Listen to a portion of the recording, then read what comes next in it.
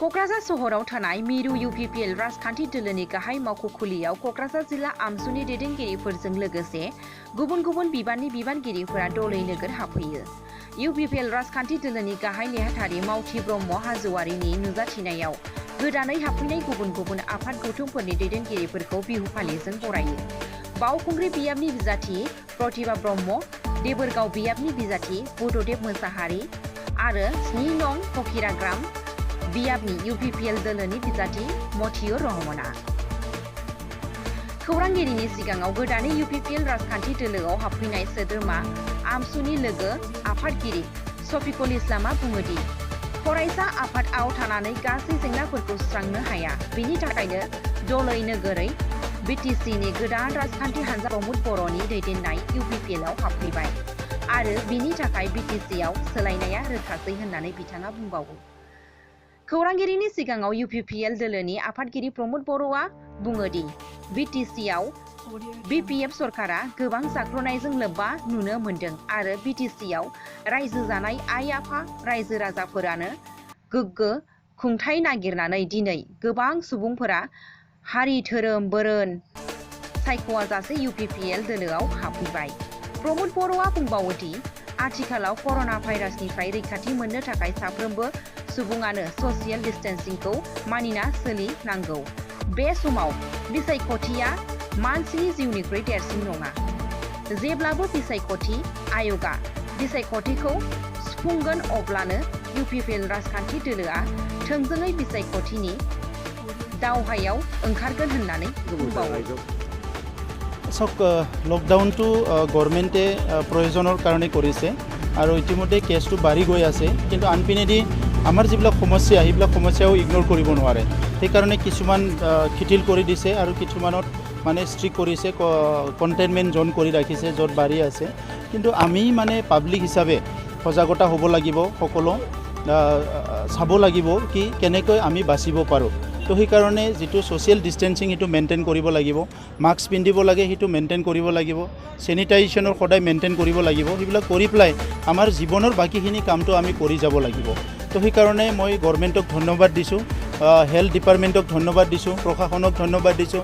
তেখেতসকলে খুব ভাল কাম কৰি আছে আৰু পাব্লিকো এৱাৰনেছ হ'ব লাগিব আৰু বাহিৰৰ পৰা যিখিনি আহিছে সেইসকলে যাতে এইটো ইগন'ৰ নকৰে কি কোৱাৰেণ্টাইনত তেখেতসকলে সদায় মানে যিখিনি টাইম লাগে কোৱাৰেণ্টাইনত থাকিব লাগে, সেইটো মই আহ্বান কৰিছোঁ।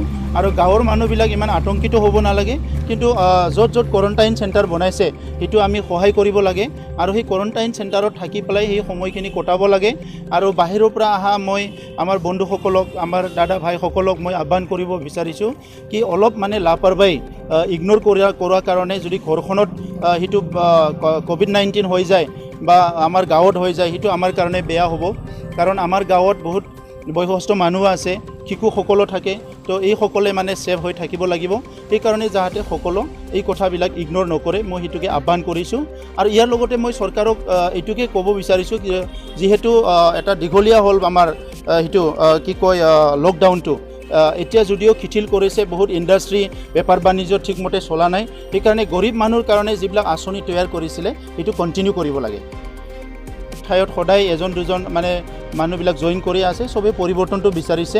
কাৰণ 17 বছৰ ইয়াত BPFৰ যিটো শাসন, এই শাসনে মানুহৰ আকাংক্ষা যিটো আছিলে এইটো পূৰণ কৰিব পৰা নাই, সকলো দিশৰ পৰা কৰাপশ্যন কৰি চব ধ্বংস কৰি দিছে। সেইকাৰণে পৰিৱৰ্তন বিচাৰিছে আৰু আজি বিভিন্ন জাতি জনগোষ্ঠী সকলো আজি UPPLত জইন কৰি আছে।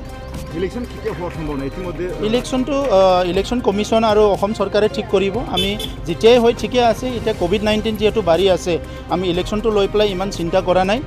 এতিয়া COVID-19ৰ লগত চৰকাৰে ফাইট কৰি আছে আৰু আমি চৰকাৰক ছাপোৰ্ট কৰি আছোঁ যিমান পাৰোঁ। ইতিমধ্যে ছাজেশ্যন বিচাৰি আছে বিভিন্ন। আমি ছাজেশ্যনটো দিম, আমাৰ পৰা আমি ছাজেশ্যনটো দিম, কিন্তু মানুহৰ জীৱনৰ লগত কোনো এটা ৰিস্ক লোৱা নহ'ব। মানুহৰ জীৱনক সদায় সন্মান কৰিহে আমাৰ ছাজেশ্যনটো আমি দিম। চাওক, আমি যিটো ছাত্ৰ সংগঠন বহুত দিনৰ কৰিলোঁ, কিন্তু আমি দেখিবলৈ পাইছোঁ যে ছাত্ৰ সংগঠনত থাকি পেলাই বিভিন্ন ধৰণৰ সমস্যা সমাধান কৰা সম্ভৱ নহয়। যে আমি সময়ৰ আহ্বান মৰ্মে আমি ভাবিছোঁ যে হাগ্ৰামা মহিলাৰী ডাঙৰীয়াৰ যি দুৰ্নীতি, যি অত্যাচাৰ, তেওঁলোকক আমি উফৰাই দিয়াৰ কাৰণে আমি এটা শক্তিশালী দলত জইন কৰাটো মানে অতি জৰুৰী বুলি ভাবিছোঁ।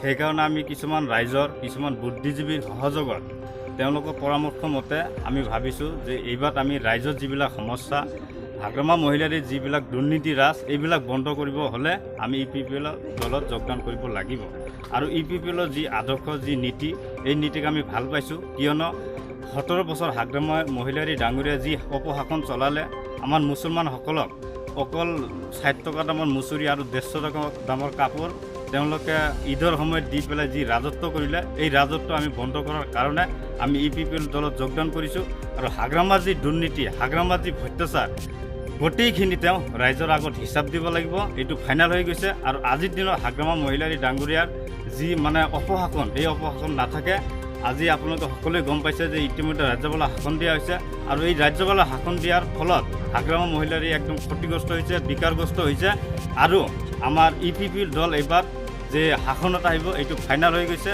আজি আমি ইতিমধ্যে প্ৰায় 25 জনকৈ প্ৰাক্তন তথা বৰ্তমানৰ AAMSU কৰা ইতিমধ্যে কৰ্মী জইন কৰিছোঁ আৰু আগন্তুক দিনত আপোনালোকে দেখিবলৈ পাব AAMSU কৰ্মী ইয়াত আমাৰ লগত ওলাই আহিব আৰু ৰাইজও ওলাই আহিব আৰু UPPL দল চৰকাৰ কৰিব এইটো ফাইনেল আৰু আমাৰ বাওকুংৰি সমষ্টিত দনেশ্বৰ গোয়াৰীৰ যিটো এটা অপশাসন এই দনেশ্বৰ গোয়াৰীৰ অপশাসন আমি ওপৰাই দি পেলাই আমাৰ UPPL দলৰ আমাৰ প্ৰতিভা বাইদেউক আমি জিকাই আনিম এইটো আমাৰ আজিৰ দিনত আপোনালোকৰ আগত আমি প্ৰতিজ্ঞাবদ্ধ আৰু প্ৰতিশ্ৰুতি